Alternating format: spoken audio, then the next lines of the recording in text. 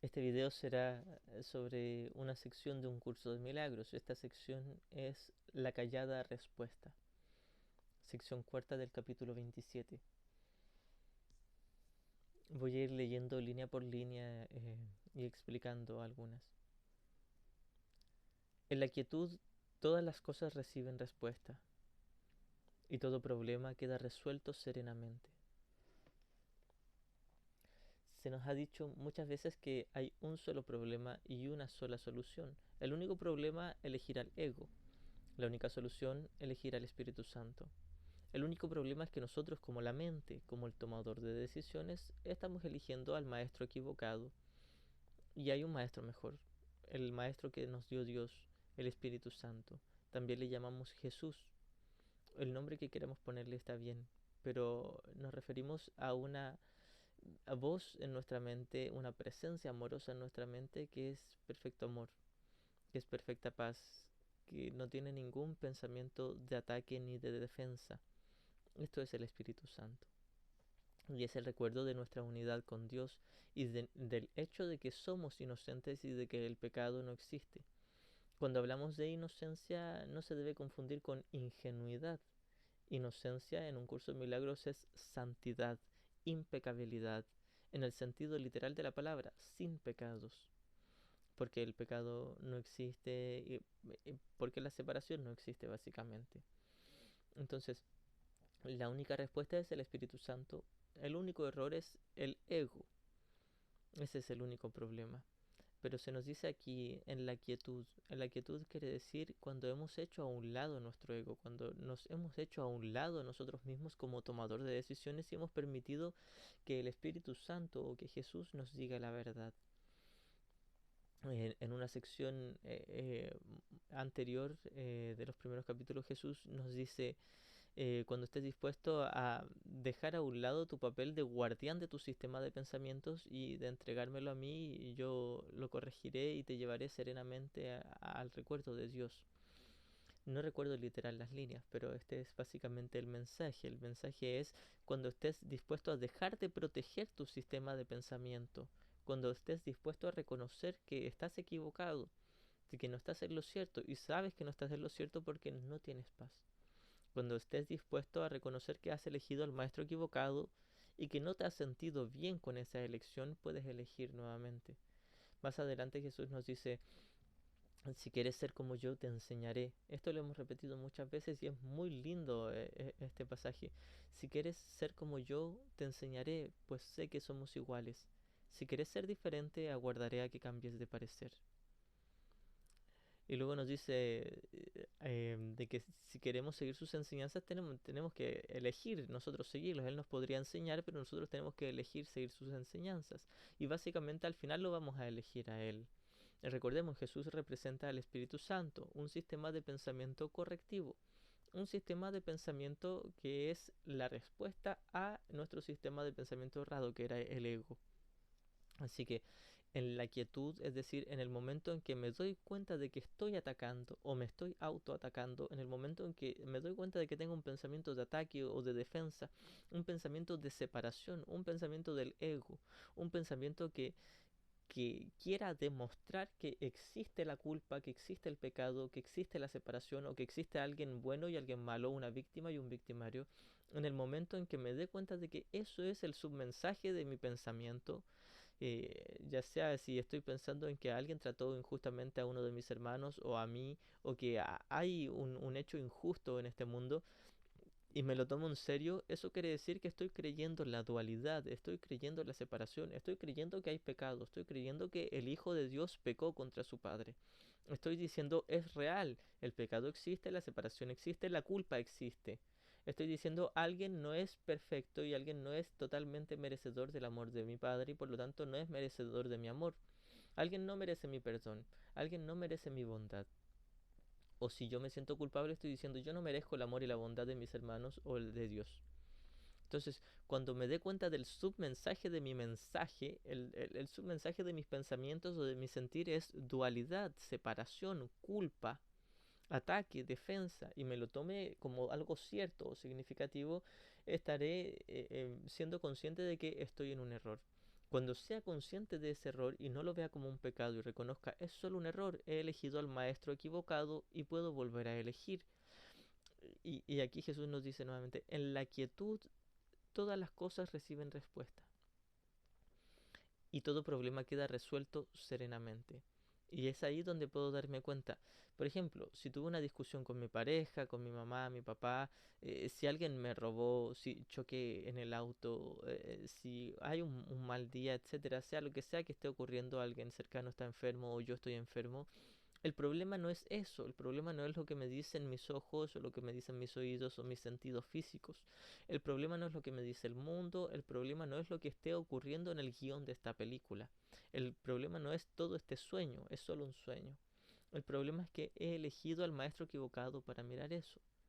Entonces, en la quietud quiere decir cuando he acallado los chillidos estridentes de mi ego, cuando he reconocido que estaba insistiendo en mirar eso con mi ego y respondiendo con mi ego, y en la medida en que me dé cuenta de que eso es un error y no un pecado, pero este error no me ha traído paz y jamás me va a llevar a la paz, y que puedo dejarlo a un lado para aceptar una corrección, en esa medida me daré cuenta de que la respuesta ya se me había dado y que siempre estuvo ahí en mi interior. Hay una paz y esa paz siempre estuvo ahí en el momento en que yo me aquieto. Esto no quiere decir necesariamente de que tenga que recostarme o sentarme o detener mi actividad física. Simplemente quiere decir que en mi mente detengo los pensamientos de juicios de condena o juicios de ataque. Eso es todo lo que hago, o de autoataque y de autocondena. Detengo la máquina de culpar que tengo ahí en mi mente, que yo mismo la fabriqué y que yo mismo la sigo alimentando, sustentando y apoyando. Simplemente me detengo. Dejo de huir de la paz, dejo de buscar culpables allá afuera y de proyectar culpa, y dejo de buscar distracciones ahí o respuestas ahí afuera porque no las voy a hallar. Esto no quiere decir que dejemos de hacer cosas en el mundo, que dejemos de resolver nuestros problemas mundanos aquí en lo que llamamos nuestra vida. Esto no quiere decir que tengamos que hacer algo en especial ni dejar de hacer algo en especial. Simplemente nos redirige a la mente, donde estaba el único problema. El único problema está en mi mente, la única solución está en mi mente. El ego está en mi mente, el Espíritu Santo está en mi mente. Uno es un error, el otro es la corrección. Uno me va a llevar al infierno y el otro al cielo. El infierno es este mundo y no existe, es solo un sueño, una película, una obra de teatro. Pero un sistema de pensamiento que es el ego, el sistema de pensamiento errado, me hará experimentar un infierno, porque me hará experimentar odio, culpa, miedo, dolor, ansiedad, etcétera, todo lo que sentimos aquí en este mundo.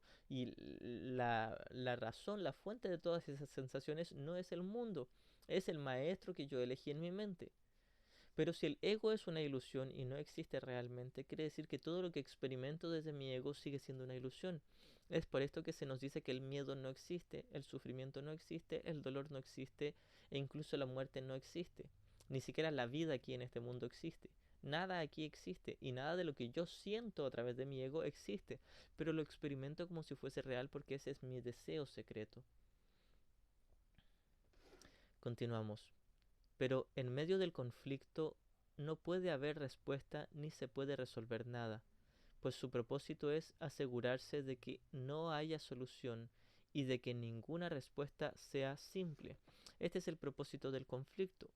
Y el conflicto no ha llegado al azar a mi mente. Yo estoy eligiendo el conflicto. Recordemos, podríamos asimismo, como decimos, por un lado tenemos el sistema de pensamiento errado que es el ego y por otro el sistema de pensamiento correctivo que es Jesús o el Espíritu Santo. Podemos decir también por un lado tenemos el conflicto y por otro lado la quietud. Entonces, si yo elijo el conflicto, nunca voy a hallar una respuesta. Incluso pareciera como si hallase respuestas que solucionan las cosas momentáneamente, pero no son la respuesta a la paz. No son la respuesta al verdadero problema, que era creer ser culpable, creer haberme separado de Dios, creer estar separado de mis hermanos. Entonces, En la quietud hallo respuesta y en el conflicto es imposible hallarla, pero el conflicto no llega de afuera, el conflicto es mi propia decisión personal, mi propia decisión voluntaria. Yo como tomador de decisiones, y todos tenemos un tomador de decisiones y que no está por ahí arriba en algún momento, muchas veces confundimos lo que es el tomador de decisiones y uno dice, bueno, voy a esperar a que mi tomador de decisiones elija al Espíritu Santo, por mientras voy aquí sumergirme en el sufrimiento y en el dolor. Entonces, quien diga eso, él mismo es el tomador de decisiones que está eligiendo al maestro equivocado. Puede, con la misma sencillez que ha elegido el sufrimiento, elegir la paz, elegir la corrección en su mente, permitirse ser corregido a través del Espíritu Santo. Así que nosotros, no como cuerpo, no como personalidad, no como cuerpo físico, ni cuerpo psicológico, ni como alma, sino como la mente que está soñando y que está experimentando este sueño individual aparentemente, yo como mente, como tomador de decisiones, puedo elegir entre un sistema de pensamiento y otro, entre un maestro y otro. Un maestro es tonto, súper tonto, que es el ego, y me dice, tienes que sufrir y todos tienen que sufrir y todos son pecadores y culpables. Por otro lado, hay un maestro que es más inteligente, o más sensato, más cuerdo y no está loco. Este es el Espíritu Santo y nos dice, no hay separación, no hay culpa. Esto es solo un sueño tonto. Este sueño tú te lo fabricaste y es nada. Y nunca te va a dar paz y nunca te la podría quitar realmente porque es nada.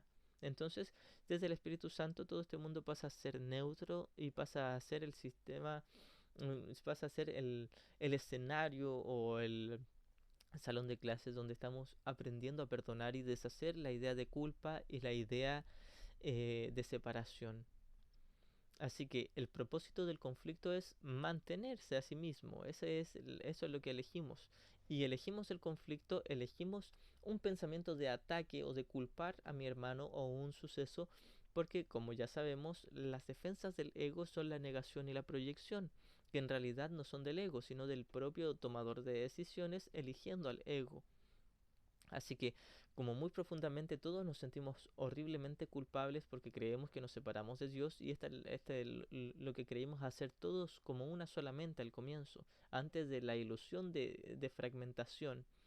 Todos como una solamente creímos que nos separamos de Dios, nos sentimos horriblemente culpables, proyectamos la culpa en Dios y nos inventamos un Dios castigador, un Dios enfadado, un Dios colérico que nos viene persiguiendo. Entonces nosotros nos inventamos toda la fragmentación de la mente del Hijo de Dios y luego todo el universo de tiempo y espacio, donde escondernos cada fragmento en un cuerpo, en una figura. Y así proyectar la culpa en todas las demás figuras y decir yo soy la indefensa víctima. Entonces, como todos hicimos eso, todos en el inconsciente traemos esa sensación de culpa, esa sensación de pecaminosidad, que no es real porque la separación nunca ocurrió, la fragmentación nunca ocurrió y todo este mundo nunca ocurrió. Es todo un sueño, es todo una ilusión, muy, muy literalmente. Una ilusión significa algo que no está ahí, algo que es nada, algo que nunca ocurrió y que es imposible que ocurra. Eso es una ilusión al menos para un curso de milagros. Entonces Jesús nos está diciendo, el propósito del conflicto es mantener la idea de culpa al proyectarla con tu hermano, al juzgarle y atacarle y culparle y tener un conflicto con tu hermano, mantienes en secreto el conflicto que tienes contigo mismo, la sensación de culpa, de decir yo maté a Dios o yo lo traicioné, me separé de Él, destruí la unidad del cielo. Y secretamente queremos mantener eso. Recordemos que en un par de veces Jesús nos dice las defensas dan lugar a lo que defienden, la negación y la proyección dan lugar a lo que estoy negando y proyectando, que es la culpa inconsciente. Es decir, cuando yo culpo a mi hermano, cuando yo me siento tratado injustamente por él y siento dolor o enfado o miedo, estoy diciendo, he ahí el culpable, mi villano. Él es malo, yo soy bueno. Hay una línea que nos separa. De ahí para acá estamos los buenos, de ahí para allá están los malos. Y no somos lo mismo, somos distintos. Él es malo, yo soy bueno. Él tiene pecados, yo quizás los tenga, pero no tanto como él. Así es como todos pensamos. Y es súper tonto ese sistema de pensamiento, sin embargo todos pensamos así.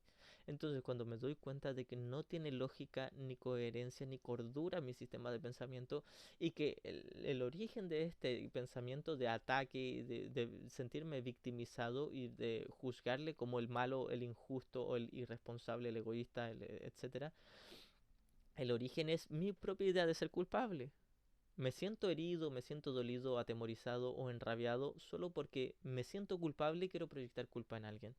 No me tomaría en serio las injusticias, entre comillas, de mi hermano si reconociese que yo soy santo y que nunca me separé de Dios. Solo me las tomo en serio porque deseo que haya un mundo ahí muy serio y muy real en donde proyectar culpa y decir ellos son los malos. Por supuesto, mis hermanos también están eligiendo al ego muy probablemente y todos estamos proyectando culpa. Pero la culpa no es real y el ego no es real y este mundo no es real y los cuerpos no son reales y nada de la historia de todo el universo es real. Y esto ya lo sabemos. Entonces, ¿por qué debiese enfadarme algo que no está pasando? La única razón, y si teóricamente ya sé que no está pasando esto y que es solo un sueño, ¿por qué me sigo enfadando? Porque quiero seguir en conflicto, porque le he dado un propósito a este conflicto. Mantener la idea de especialismo, de individualidad, de separación. Le culpo a él porque yo me siento culpable, pero quiero negar, esconder mi culpa y proyectarla para no verla en mí, no ser consciente. Pero secretamente quiero mantener la sensación de pecaminosidad y culpa en mí, no ser consciente de ella, pero mantenerla oculta, porque esta idea de pecado y de culpa es lo que mantiene la idea de separación. Y me fascina estar separado y ser especial. Me fascina ser un individuo, un yo dividido. Entonces, si no me gustara la separación, el especialismo, no tendría ninguna atracción por la culpa, ni tampoco tendría la necesidad de negar y proyectar esta culpa para juzgar y atacar a mis hermanos, ni verme con dolor, con sufrimiento o tratado injustamente. Simplemente miraría toda la película y sonreiría tiernamente junto con Jesús, sabiendo que es solo eso, una película, un sueño, una obra de teatro, una ficción, algo que es nada, no es real. Entonces, ¿por qué me lo tomo en serio? ¿Por qué le tomo seriedad al conflicto? ¿Por qué tengo esa atracción al conflicto? Y antes de mirar el conflicto y de deshacerlo, tengo que reconocer que tengo una atracción por el conflicto, una atracción por pelear, por juzgar, por sentirme yo la víctima y guerrear contra alguien, batallar contra alguien que es el opresor, el que me intenta controlar, el que me intenta dominar, esa persona que me da miedo, que es injusto, que es pecador. Tengo un deseo de mirar pecado en los demás porque secretamente he visto pecado en mí. Y no es real. Ni mi hermano es culpable ni yo lo soy. Nadie lo es, nadie se separó. Seguimos siendo un solo hijo en el amor de nuestro Padre, en el cielo, en la realidad. Pero nuevamente, como tengo el deseo de ser especial, tengo el deseo de mantener la culpa, pero inconsciente, negarla y proyectarla, y sentirme el desvalido, el desprotegido, el tratado injustamente, que tiene dolor, rencor o miedo, para decir hay un malo y tengo un conflicto. Y me encanta ese conflicto porque eso mantiene la idea de culpa y mantiene la idea de individualidad. Entonces, una vez más, pero en medio del conflicto no puede haber respuesta ni se puede resolver nada, pues su propósito es asegurarse de que no haya solución y de que ninguna respuesta sea simple. Es decir, el propósito del conflicto que estoy eligiendo es no deshacer la culpa, no deshacer la separación, por el contrario, mantenerla. Mantengo mi discusión, mi pelea, mi resentimiento, mi dolor, mi miedo contra mi hermano, mi hermana o un objeto, un suceso, un acontecimiento, lugar, lo que sea. Mantengo mi conflicto con aquello, ya sea si es mi hermano o es un suceso, porque me gusta ese conflicto, porque así demuestro que soy la víctima y me gozo en el victimismo, porque así demuestro que yo soy el bueno y los demás son los malos y así escondo mi idea, mi creencia de que yo era el malo, que destruyó el amor de Dios, que traicionó al Padre Celestial. Cosa que nunca ocurrió, pero yo creo que ocurrió y deseo que ocurra y luego siento tanta culpa que la niego y la proyecto nuevamente. El conflicto es una elección voluntaria y cumple un propósito para nuestro ego, que es en realidad para nosotros como tomadores de decisiones que estamos embobados con nuestro ego. El mantener la idea de culpa porque así se mantiene la idea de separación. En resumen, me gusta el conflicto y es una elección voluntaria, aunque yo diga no, si quiero estar en paz, quiero deshacer todo conflicto, pero me siento dolido, tengo miedo, o siento rabia, o me siento tratado injustamente. En realidad me encanta el victimismo, me gusta sentir dolor, me gusta sentir miedo, sentir enojo, rabia u odio, porque es así como escondo mi culpa. Y secretamente me gusta mi culpa porque es así como mantengo la idea, la ilusión de separación, división e individualidad. Ningún problema puede resolverse dentro del conflicto, que se le ve de diferentes maneras. Pues se le ve de diferentes maneras. Es decir, una vez que he hecho real mi victimismo, porque antes hice real mi sensación de culpa, una vez que hago real mi victimismo y mi sensación de ser tratado injustamente, o de que alguien es el opresor, el malvado, el injusto, una vez que hago real este conflicto, lo que hago es asegurarme de que no se ha resuelto la idea de culpa y la idea de separación, de cumplir el propósito de mantener vigente mi especialismo. Y tal como nos dice aquí, ningún problema puede resolverse dentro del conflicto, pues se le ve de diferentes maneras. Una vez que hago real el conflicto y que pongo un problema allá afuera, proyecto la culpa allá afuera, es decir, no es que yo esté fabricando los problemas, es que yo miro todo lo que ya es un problema aquí en este mundo, todo es un problema, lo miro con los ojos de pecado, con decir, hay pecado ahí, eso es real y me está quitando la paz. Eso es proyectar culpa, es decir, en otras palabras, todos los sucesos aquí en el mundo son neutros. Todo es un sueño, nada es ni bueno ni malo. Pero yo quiero hallar problema en eso, yo quiero hallar dolor en eso, hallar una sensación de victimismo, de ser tratado injusto por aquello, ya sea si es un suceso o es una relación con algún hermano o hermana. Quiero ese conflicto porque es así como me aseguro de mantener mi ego, mi victimismo, secretamente la culpa inconsciente y secretamente mi yo individual y especial. Y nuevamente, ningún problema puede resolverse dentro del conflicto, pues se le ve de diferentes maneras. Lo veo de diferentes maneras porque quiero verlo de diferentes maneras para hacerlo difícil. Quiero hallar muchos problemas y hallarle muchas respuestas para no ver el único problema y la única respuesta. Es decir, cuando me siento culpable y proyecto culpa en el mundo, hallo culpa en todos los sucesos. Entonces veo muchos problemas e intento hallar soluciones a ellos. La solución para mí es alejarme de alguien o que se destruya y se muera.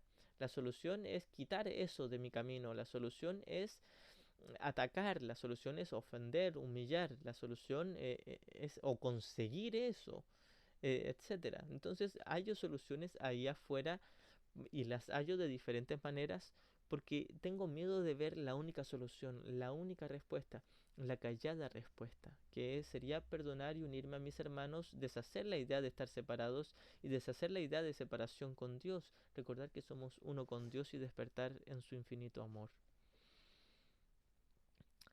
Y lo que sería una solución desde un punto de vista no lo es desde otro. Es decir, si tengo un conflicto con mi hermano y yo digo, no, la solución es que tú te vayas y mi hermano me dice, no, la solución es que tú te vayas. Y yo le digo, no, no, tú estás equivocado, tú eres el que se tiene que ir, yo me quedo. Y mi hermano me rebate con exactamente el mismo guión. No, tú tienes que irte, yo soy el que me quedo. Entonces, cada uno tiene distintos puntos de vista y estamos viendo intereses separados y olvidamos el único interés en común. El único interés en común es la paz de Dios. El único interés en común es despertar y recordar nuestra unidad como el Cristo y nuestra unidad junto con Dios. Pero ambos vemos intereses separados porque cada uno se siente culpable y proyecta culpa en el otro. Y esto se ve reflejado en los intereses separados en el nivel de la forma. Pero lo que tenemos que cambiar no es el nivel de la forma, es decir, no es necesario hallar un interés en común en el nivel de la forma. No es que los dos nos tengamos que quedar en la misma habitación, en la misma casa o en el mismo país. No es que los dos tengamos que conseguir el mismo puesto de trabajo. No es que los dos tengamos que tener lo mismo o que ninguno lo pueda tener y que ambos nos vayamos. La solución no es esa. La solución es que ambos tenemos que perdonarnos. Y la solución solo la puedo ver por mí, yo como tomador de decisiones. En otras palabras, la única solución es yo perdonar a mi hermano, incluso si él no quiere perdonarme, incluso si él sigue embobado con su ego y su especialismo y su rencor y su victimismo o su sensación de culpa, soy yo el que me puedo enseñar a mí mismo que estoy libre de pecado y también enseñarle a mi hermano que está libre de pecado. Que sea lo que sea que él decida hacer, no va a dejar de merecer mi amor. Yo no voy a perder la paz ni voy a sentir sufrimiento por sea lo que sea que haga él o su ego, porque lo que estoy haciendo ahora es elegir la callada respuesta, elegir la respuesta que me dio Dios, que es el Espíritu Santo, elegir a Jesús como mi amigo y mi maestro, elegir un sistema de pensamiento correctivo que me dice mi hermano y yo somos exactamente el mismo. No hay una razón para sentir dolor, victimismo, enfado o resentimiento por sea lo que sea que haga. Da lo mismo lo que haga. Quizás puedo establecer límites, ponerle límites, ponerle reglas, disciplinar a los hijos, a los niños, quizás pueda sugerirle, quizás pueda intentar cambiar cosas en el mundo, es decir, el perdón no quita que yo haga cosas en el mundo. Quizás lleguemos a un acuerdo, quizás nunca lleguemos a ningún acuerdo en cuanto a quién se queda y quién se va, pero al menos lo que sí yo puedo hacer en mi mente y en mi corazón es establecer la paz al no ver pecado ni culpa en mi hermano, al no verme separado de él, al reconocer que ambos seguimos siendo exactamente el mismo Hijo de Dios y ambos estamos a salvo. Así que la callada respuesta es cuando renuncio a la separación, renuncio a ver culpa, ya sea en mí o en mi hermano. No quiere decir que renuncie a quedarme ahí en ese puesto de trabajo o en esa casa donde ambos estábamos arrendando, o sea, lo que sea el problema, no quiere decir que renuncie a lo que yo estaba postulando, a quienes, si ambos estábamos postulando, no sé, a un curso, una carrera, un trabajo, o ambos queríamos quedarnos con la misma chica que nos gusta, etcétera. No quiere decir que tenga que renunciar, ni quiere decir que por obligación tenga que persistir en eso. La respuesta no está en la forma, la respuesta está en el contenido de mi mente. El problema no es que mi hermano se quiera quedar ahí donde yo quiero estar. El problema no es que ambos no cabemos o no hay cupo para los dos. El problema no es que yo me tenga que ir, el problema no es que mi hermano se tenga que ir, la solución no es que yo me tenga que ir, la solución no es que mi hermano se tenga que ir. Nada de lo que ocurre o deje de ocurrir o ocurra a medias o todo el abanico de posibilidades que me ofrece el mundo de las formas, nada de eso es el problema y nada de eso es la respuesta. El único problema es que me vi separado de mi hermano. Elegí al ego para mirar a mi hermano. La única respuesta es elegir a Jesús, que me dice, mi hermano y yo somos el mismo Hijo de Dios y el mismo Santo Cristo. Bueno, hasta aquí simplemente con estas primeras líneas de la callada respuesta lo vamos a dejar por ahora. La idea es darnos cuenta de que sea lo que sea que parezca ser el problema, no es lo que me dicen mis ojos, ni mis oídos, ni mis sentidos físicos, no es lo que me dijo mi hermano, no es lo que está haciendo mi hermano, el problema nunca es lo que está ocurriendo afuera.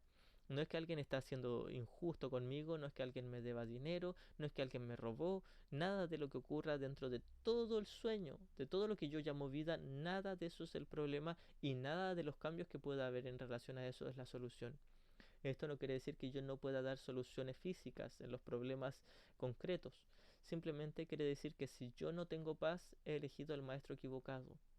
Y la solución es la callada respuesta, donde puedo hacerme a un lado y reconocer no estoy viendo sensatamente a mi hermano porque todavía le estoy culpando, todavía siento dolor o me siento como víctima o tratado injustamente, todavía estoy eligiendo a mi ego y eso no me ha hecho feliz. Y hay otra opción, hay una callada respuesta. Hay una opción, una alternativa en mi mente que cuando yo deje de juzgar y de atacar o de defenderme en mi mente, voy a poder recibir esa respuesta. Y la respuesta no es que me diga, ah, haz esto, quédate aquí o ándate de ahí. La respuesta es, perdona a tu hermano porque está libre de pecado al igual que tú. Y ambos son uno solo, el Santo Hijo de Dios, y ambos son uno con el Padre. Y tu Padre les ama a ambos por igual exactamente a todos. Es decir, Dios les ama a todos sus hijos porque Dios sabe que tiene un solo hijo. No ve distinciones. Dios no ve a hijos más especiales que otros. Para Dios hay un solo Cristo. Todos somos el Cristo. No es solo Jesús. Todos somos el Santo Hijo de Dios. Y esta es la respuesta que estamos aprendiendo a oír. La silenciosa, bondadosa y tierna respuesta que me dice no hay razón para enfadarte con tu hermano ni para sentir dolor con respecto a lo que ha hecho porque nada de lo que haga es real y nada de lo que haga tiene el poder de quitarte la paz, porque de hecho no ha hecho nada. Recordemos una de las definiciones del perdón, el perdón no perdona pecados otorgándole realidad. El perdón reconoce que el pecado no existe, el perdón reconoce que lo que tú creíste que tu hermano te hizo nunca ocurrió. Este es el verdadero perdón, este es el verdadero milagro, este es el instante santo y esta es la callada respuesta, la visión de Cristo. Esta es la única respuesta. La respuesta no es rechazar a mi hermano, ni exigirle que se quede, ni exigirle que se vaya. La respuesta no es ir a este lugar o ir a este otro. La respuesta no es nada de lo que yo haga en este mundo. La única respuesta es perdonar. La única respuesta es unirme en bondad junto con mi hermano y traerle consuelo a su corazón, porque es muy probable que si él no esté en paz, sienta una sensación muy amarga de culpa y de soledad. ¿Por qué yo querría acentuar su sensación de culpa y de soledad? ¿No querría acaso traer consuelo a su corazón, sabiendo que es traer consuelo a mi propio corazón?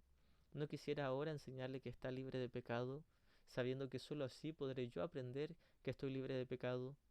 ¿No quisiera ahora enseñarle a mi hermano de que Dios no lo ha abandonado, de que Él nunca se separó de su fuente, sabiendo que esa es la única manera en que yo pueda aprender que Dios nunca me abandonó, que yo nunca le abandoné y que sigo siendo uno con mi Padre? ¿No quisiera hacer esto ahora?